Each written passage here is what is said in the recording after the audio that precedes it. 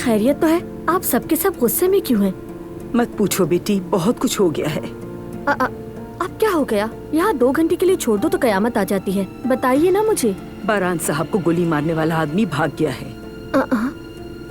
हवेली के अंदर कैद आदमी कहाँ जा सकता है? कसम से नहीं पता बेटी, या तो वो खुद भागा है या कोई उसे आकर ले गया है। कहीं भाभी ने तो बारान ने गोली चलाने वाले आदमी को पकड़ लिया है, गोदाम में रखा है उसे। हवेली के?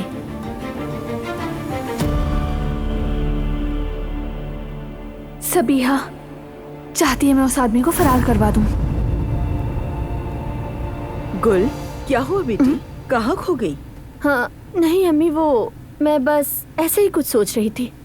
खैर, मैंने तुम्हें हवेली की खबरें तो बता दी हैं, लेकिन तुमने मुझे बाहर का कुछ नहीं बताया। कुछ खास नहीं अम्मी, बस पुरानी बातें थी। साले क्या कह रहा था? क्या बातें हुई? इधर उधर की बातें हुई, बस स्कूल के दिन वगैरह वगैरह। उम्मीद है तुम्हारा वक्त अच्छा गुजरा होगा। चलो इस बहाने तुम्हारा माहौल भी बदला।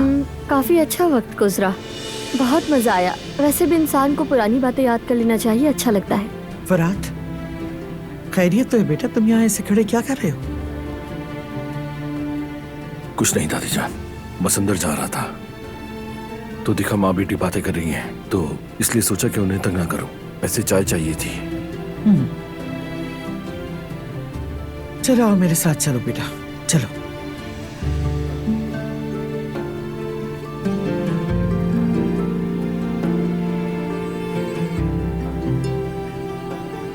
मैं आपकी बात समझती हूँ अम्मी।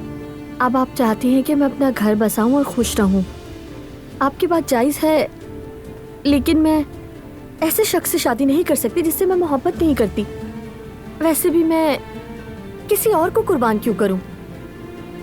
मैं क्या कहूँ बेटी, लेकिन आखिर ऐसा कब तक चलेगा?